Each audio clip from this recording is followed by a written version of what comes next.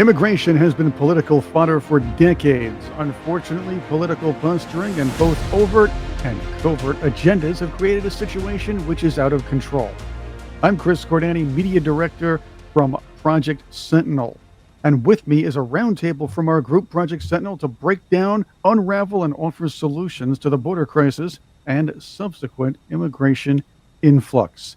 We have our president, Lieutenant Colonel retired Tony Shaffer, our chairman, Navy Captain retired Pete O'Brien, and distinguished fellows, Lieutenant Colonel British Army retired Tim Wilson, and Jay Homnick. Follow us on X, Project Sentinel. That's PRJ_Sentinel. That's on X. We're also on Facebook, LinkedIn, and other social media. And if you're watching on one of our video or listening to us on one of our audio podcast outlets, please hit that subscribe button. You can also find us on our website, projectsentinel.com. Gentlemen, after Title 42 was lifted, the floodgates were opened and all heck broke loose, proverbially. Proverbially, I have to get those words right. I don't believe for a moment the Biden administration, though, didn't know that the mass influx wasn't going to happen. Yet, they still weren't ready for it to get this far out of control. They could have put the cork back earlier or eased the process. They refused. That's on the surface, but there's more to this. Tony, let's start with you.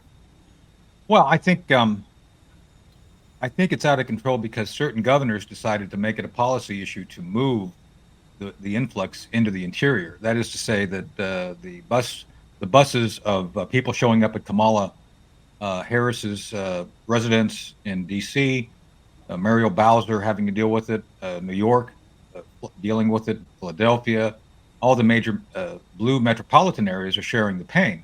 And what I find ironic is all these places were quote unquote sanctuary cities. So it's kind of like you ask for it, we're giving it to you. What's wrong with that? And the actual application of the theory to the reality has not been pleasant. And I think that this is an issue that most reasoned Americans understand now is not a good idea. And one of the trivial points, I want to throw this out for the group. There is one president, and don't, I think I told one of you who it was, but don't jump up if I already told you. There was one president who had to deal with this back in the well, if I say the year, it'll give it away. But there's one president who had to deal with a mass influx of immigrants, and who did actually have a massive deporting program. Does anybody know who that was? Eisenhower. Eisenhower, that's right. Dwight D. Eisenhower, and a project, and I'm just going to say it because it's true, Operation Wetback. Man. So, anywho, this was an issue that Eisenhower dealt with. And oh, by the way, he seemed to do a pretty good job because it didn't come back again until the late 60s, early 70s, where Nixon kind of dealt with it a little bit. And Reagan dealt with it very badly by actually believing the left when they promised, if you grant amnesty to just this once, grant amnesty, we'll secure the border. Well, they never secured the border, and they turned California permanently blue. So I think this time I'd like to believe the nation will be smarter, although Biden won't, because this is what they want. And I do know, based on conversations I've had with those who are doing studies for the presumptive Trump 47 administration, that this is going to be something that will be high on the agenda. And yes, mass deportations is on the agenda, which I still believe is the correct answer. The Democrats have allowed the asylum law, people seeking asylum, to basically understand exactly what words to use, what to say, so they can get here permanently to wait for a court date that they'll never show up for. They become permanent citizens de facto, and it's not acceptable. My family came here in I think it was 1910. My Hernandez, the Spanish side of the family, and they came over on the Lusitania before it sunk, obviously, just saying. And they moved to a little town called Cherryvale, Kansas. Cherryvale, Kansas was literally the southeast corner of Kansas, and worked in a copper smelter. It was hard, unforgiving work, but they came here legally. They established a home, and now here, they became good Americans who supported the basic principles, concepts, and policies and laws under our Constitution. And I think it's important to restore constitutional principles. That's the whole purpose of Project Sentinel, is kind of get back to the basics. So I do support the concept of mass deportations, of restoring law, the intent of the law. And I'm sorry, there is no the border. The border is not broken. The policies are not broken. The only thing that's broken is the enforcement, and the enforcement is broken because the Democrats under Joe Biden and Barack Obama want the crisis so they can actually create a solution, which was the proposed legislation to harden the concept of 5,000 illegals coming across the day so they can process them. It's not acceptable, and I think everybody should say no. Can I jump in then and just put a few facts out there to put this into perspective as well? Yeah. And bear in mind, I would like to also add, I speak as a legal immigrant. I'm proud of being an American. I came here in 2004. It took me until 2011 to go through the legal system to become an American citizen. I met and fell in love with and married an American, and it still took 5 years after I married her to get here legally. What's going on at the moment is that, stepping back to Eisenhower, his crisis was 100,000 illegal crossings in a year.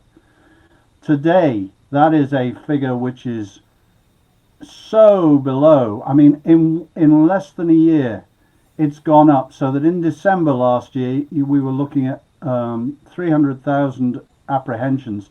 That's 3.3 million cases per year of apprehensions of people crossing the border illegally. 3.3 million. And just by the way on that 3.3 million is also, by coincidence, the number of cases pending for immigration court to actually over here. And I would point out, when Tony says that it's, if you like, the administration and under-resourcing and what have you, there are only 682 immigration judges available to do this stuff. That's 4,500 cases per judge per year. And you cannot do that.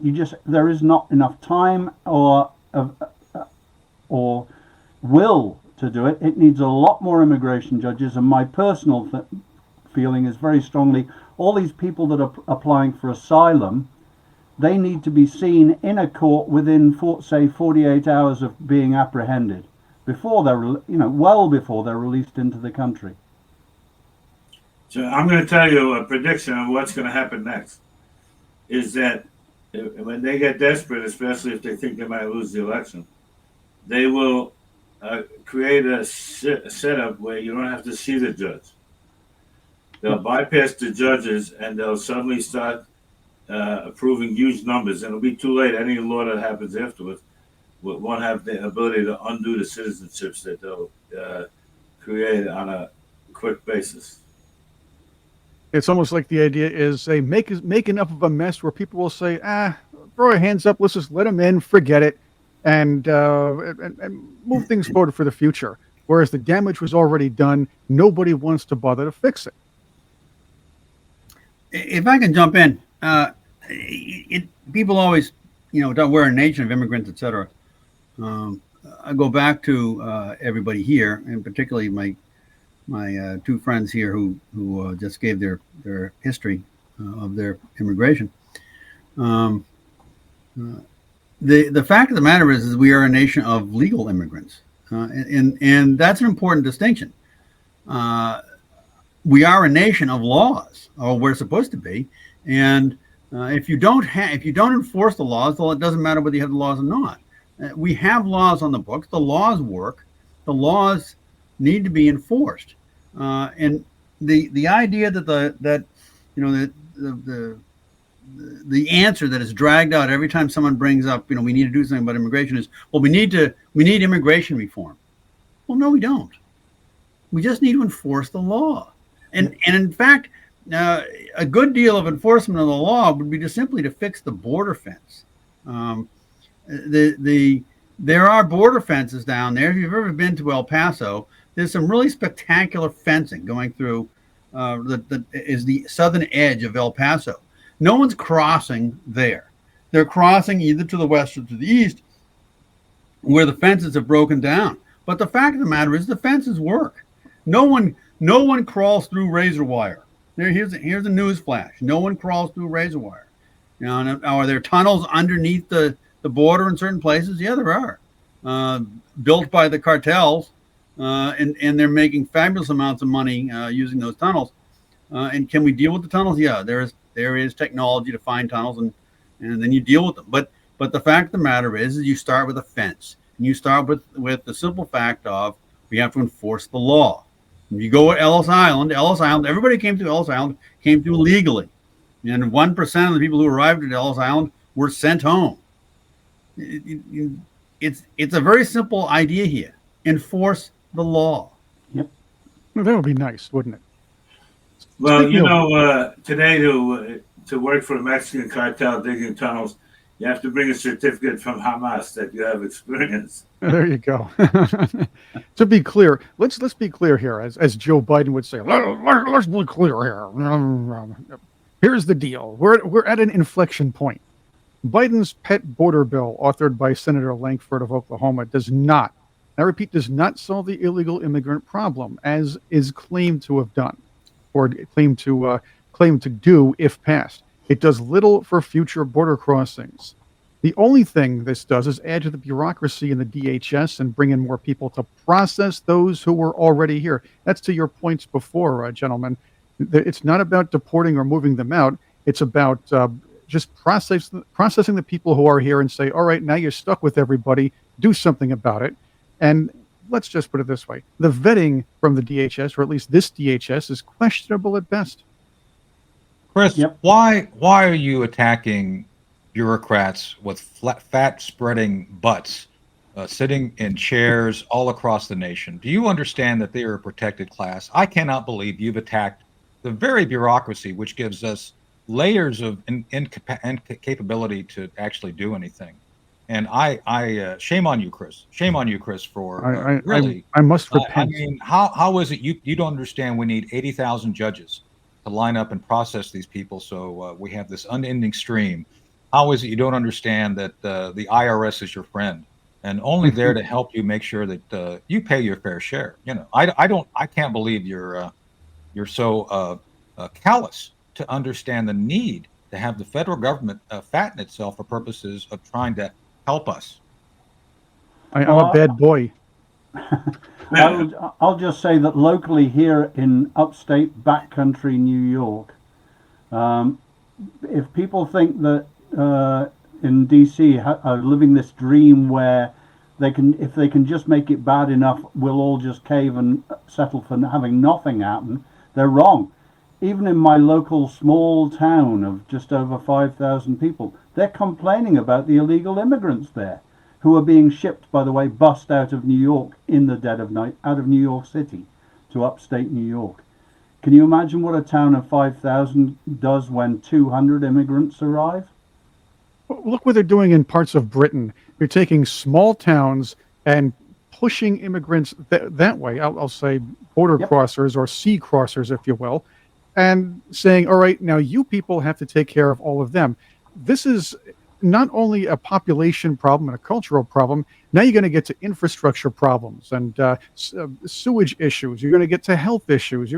These small areas cannot take in an influx where in some areas of the world, or at least of parts of Britain, and yes, if they're bringing them to smaller towns here, are going to be going to account for a very large relative percentage of the population. That one that the facilities or the tax base cannot handle. Yep, that's exactly what's going on here, Chris. The tax base can't handle it, and neither can the housing stock. We're at the stage where local people can't find somewhere to rent to live. And then you have the schools. See, here's the problem. A long time ago, we stopped bringing in illegal immigrants. People don't realize this happened. We stopped actually letting in any illegal immigrants. They were all replaced by undocumented peoples. And now they were kicked out of the country and all replaced by asylum seekers. That's the big one. They're now asylum seekers, even if they're not seeking asylum. Well, we have some space in the asylums if that's what they're looking for. But but there's a whole host of issues here that we're all touching on, that have a whole host of associated costs to the American citizen. If you overload the infrastructure, that needs to be fixed. That's a tax issue. If you bring in people and it doesn't take a large percentage, you bring in people who are a security risk, crime goes up. National security risks are also of issue here. So there are national security issues that bring in associated costs. Those are more tax issues. So there's each time you start trying to get your hands around this, what you realize is there is a consequence, and that consequence is a cost, and that cost is being passed on to the American taxpayer. Pete, and if I may jump in there's another huge one, which is deportation costs. Right. Even That's if we another said one. no at the border, the Mexicans won't take them back. We end up busing them to airports and flying them places. Huge cost, thousands of dollars per person each and every time we deport somebody. And this is another thing.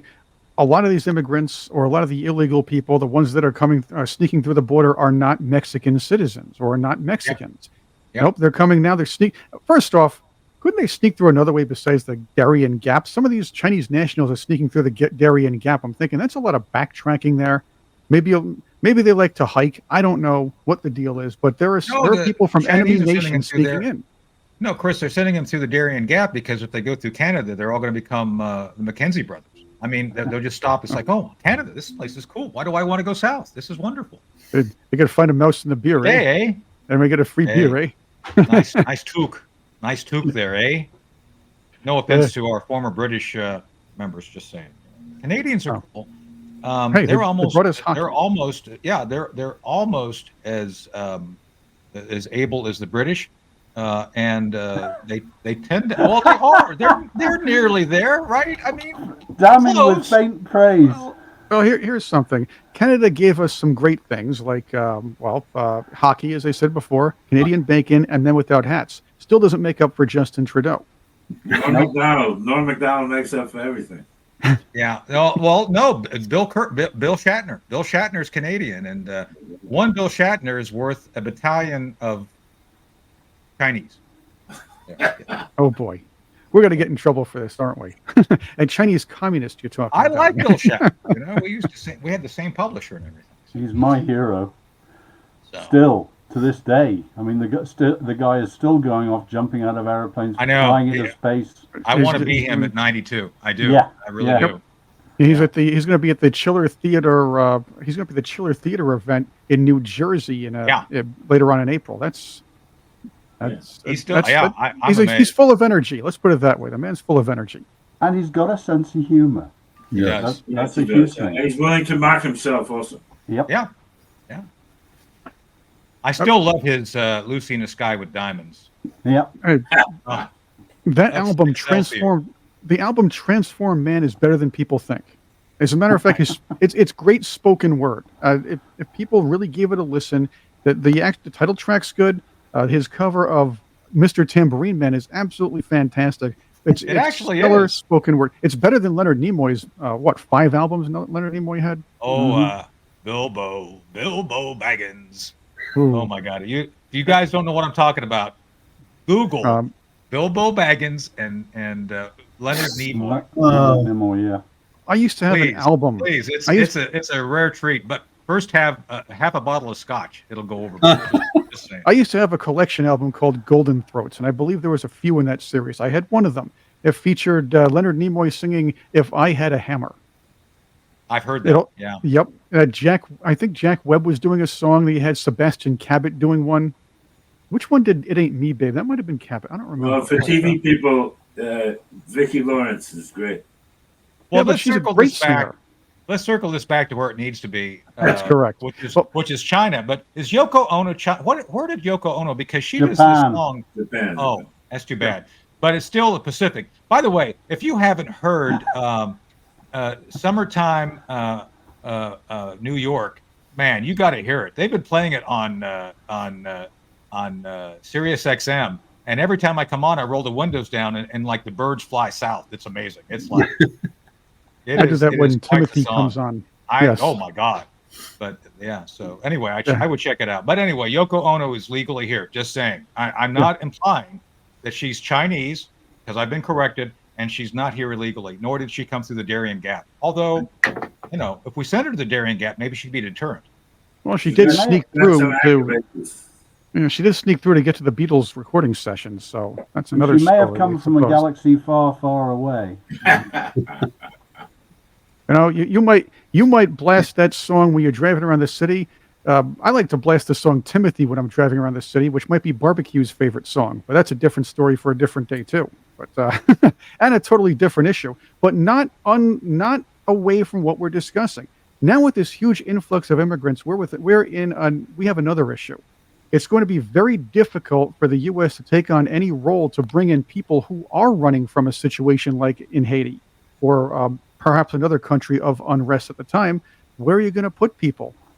There aren't many places. In fact, I'm understanding that President Biden was floating the idea of bringing Haitian asylum seekers or refugees, if you will, into Gitmo, Guantanamo Bay. What's going on here? Haitians are great people. We love them.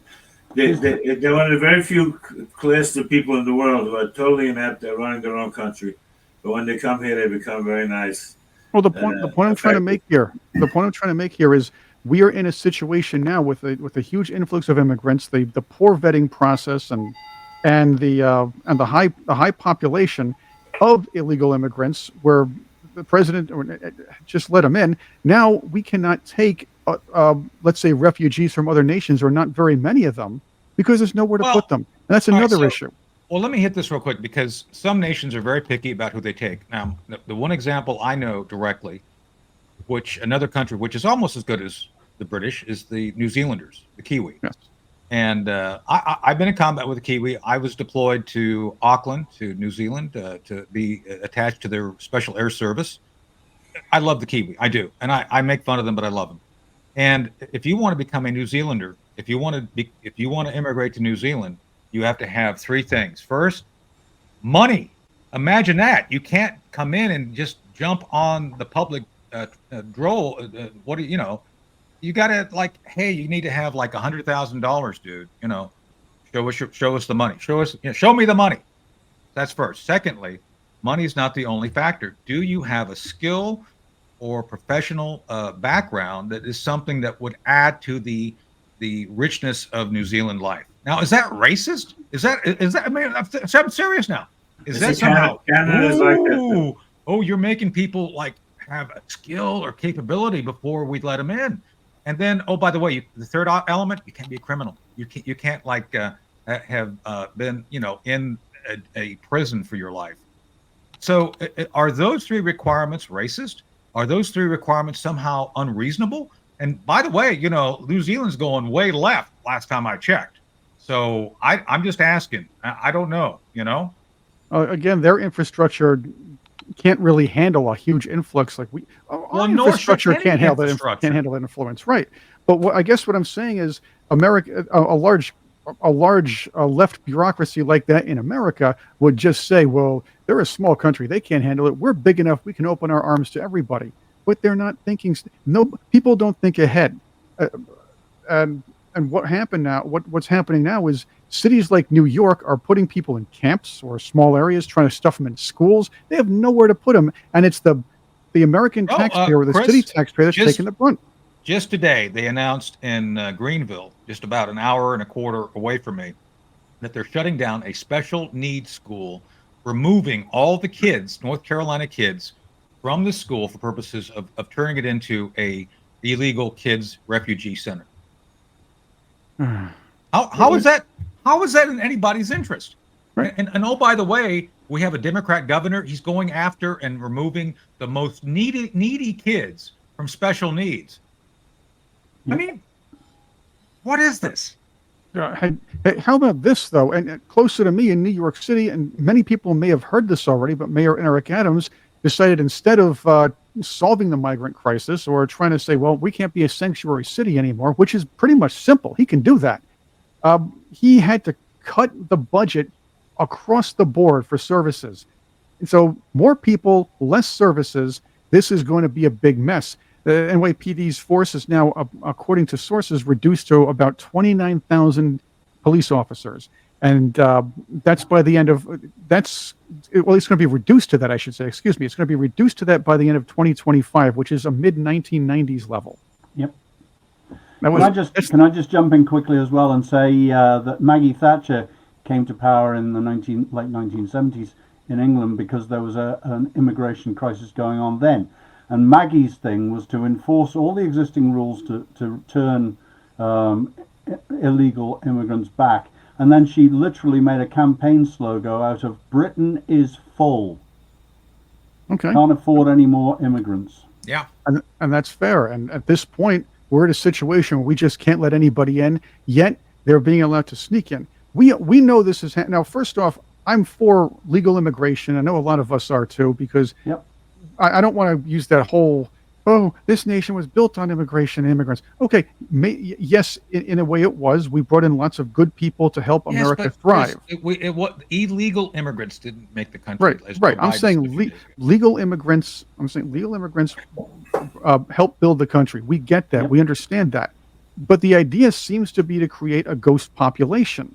The left like this idea. And when I say ghost population, I mean one which will kind of tip the census scales and falsely overrepresent blue urban areas in Congress at the expense of the rest of us across the nation. I'm not talking the great replacement theory. I'm talking about bringing in the ghost population theory. Yep. That's how a lot of people in places like San Francisco or the suburbs of San Francisco rely on those people to get their lawns mowed and their gardens dug. Well, now they're relying on them for a false population count. This was foreseen. Excuse me. I'm sounding like Joe Biden with these words here. This was foreseen by former Commerce Secretary Wilbur Ross. Wilbur Ross tried to float the idea where we should not count illegal aliens in the census, and that's absolutely. That should have happened. The Democrats was furious about it. Wilbur Ross lost to Wilbur Mills. Can I strongly suggest we stop calling them illegal aliens and call them what they are, criminal immigrants? Yeah. I don't think the Genesis song would have had that nice of a ring to it, though. Phil Collins does a great Mexican in that video, by the way. Yes, he did. It's instructive too to go back and look at the numbers. People start moaning about the fact that the U.S. isn't taking enough immigrants or whatever. The United States, far and away, leads the world in just looking at the legal numbers in immigration. It's not even remotely close. I think we're right at 50% of all immigrants in the world wind up, who move to another country and stay there, are we're half the planet. Half of those legal immigrants to someplace else wind up in the United States. And it's fun to look at some of the other countries. How many legal immigrants show up in China each year? No, last year I believe was 715. I think you'd have to want to go to live under the Chinese Communist Party to be an immigrant there anyway. Right. That explains the number 715 more than they're lost. North Korea go to China. Okay, that's fair. But by the way, real quick, is Phil Collins going to get canceled now because he did that song about illegal aliens? I think he hides that. I don't think. Yeah, I don't think he talks about it that much. But it was a great song. Interestingly, if you listen to the song, perhaps that would describe the plight of the illegal alien a lot better than people want to believe. The man comes in, he's thinking he's going to pull the American dream. Instead of coming in legally, he sneaks in, thinking it's going to be easier, which is much more difficult for them because he can't really do certain things. He can't really drive a car legally. He can't really get a job legally. It's very tough on him, and he wants to go back. And that is the plight of illegal aliens. And the idea is if we have a better immigration system, or one where, hey, stay in Mexico, that was a good idea. Stay in line before you come in. That is a vetting process. That's right.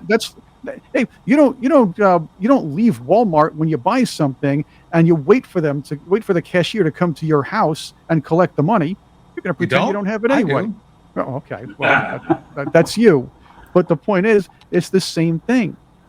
But you thing. make a great point, Chris, and that is that there needs to be a pointed confrontation between Washington and Mexico City that says, guys, we're not taking people across the border just because they're standing on your side of the border. Yeah. But wasn't there? Except wasn't that there we when are. Trump was president? Right. Trump had this.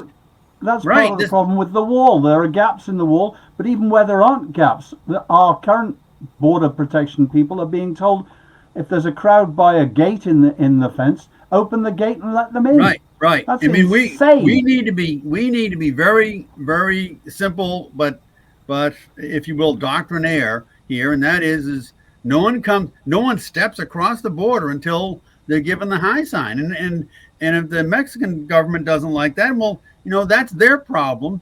Our problem starts on our side of the border, not on your side of the border. And that's fair.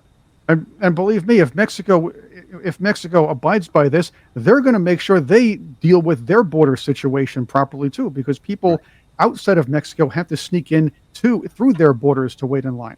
And we saw them doing that in 2018.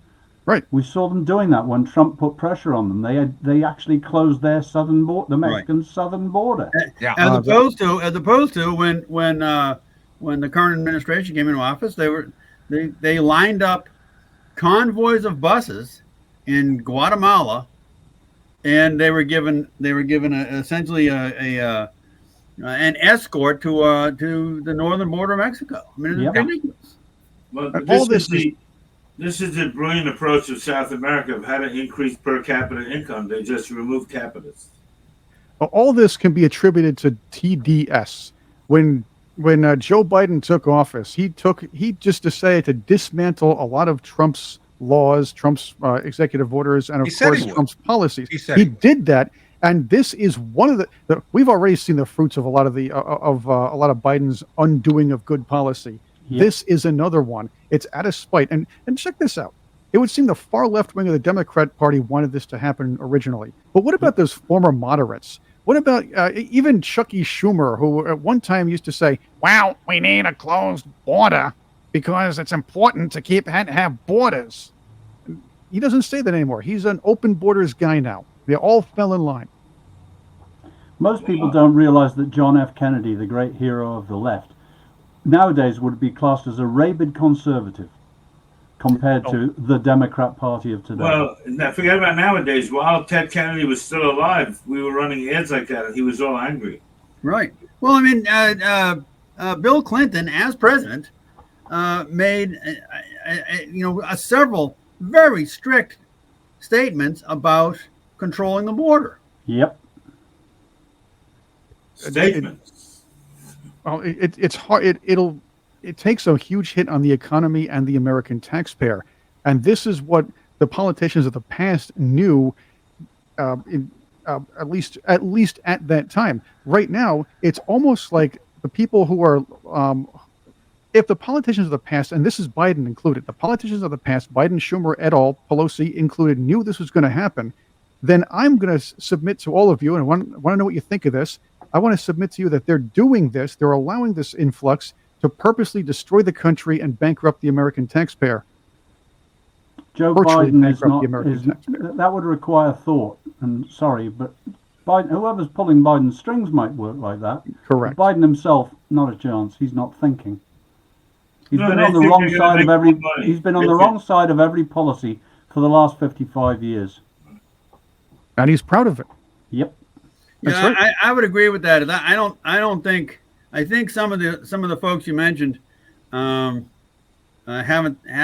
really thought it through. This is a near-term political event for them. The long-term consequences issue is something they've never been good at in any regard. But there are folks, who look at the Great Reset, et cetera, who view the necessity of breaking down legal order in the Western world, in the United States and in Western Europe, et cetera, as a necessary preliminary step, and one of the ways you do that is you flow immigrants, particularly virulently non-Western immigrants, into their country. You know what? It's all climate change. That's why they're doing it. It's because of climate change, and you're a racist for thinking otherwise. Right. Pete, I don't know if you've been outside today, but I can tell that the sun is about, I don't know, 3 or 4 degrees hotter just because you denied climate change day. So shame on you. It's at least 3 or 4 degrees warmer. Shame on you for denying the existence of climate. I blame it all on the carbon dioxide projected by the Houses of Congress. Yeah, that's just your racism because you prefer white smoke to black smoke. I just wouldn't want to be around. No, I wouldn't want to be around the Senate. On many things. No, I wouldn't want to be around the Senate on pork and beans night when they actually have all the. Go ahead, Tim. I'm definitely a sexist. Okay, that's good. We're gonna hang as I was trying to say, I think I would not want to be around the Senate or the House on pork and beans night and all the methane. Just saying. So, now, local leaders of sanctuary cities are either begging for more money or doubling down. Okay, you have Eric Adams, who's pleading with the other areas to take the illegals that are being busted and telling Texas not to bust them in there. Whereas the Chicago mayor is just blaming the whole situation on Donald Trump, doubling down that that the policy is correct. Both cities are in serious financial trouble, and they have been before the situation. Now it's much worse for them. When are the taxpayers going to revolt? And we also saw, and I want to get into this too, social services that are badly needed by the urban poor and even the rural poor are being taken away from them and given to these illegal aliens, and that's not good either. Absolutely. Oh, look, I sit on social services here in the county I live in. Yeah, we see it. It's happening. We haven't been hit by it as much as other major metropolitan areas in North Carolina, but we see the state resources are being diverted. Right. Any economist should tell you that a good capitalist system would still provide a safety net because there's always going to be unemployment. There's always going to be people who are, let's say, having a little trouble at a certain time or another in their lives.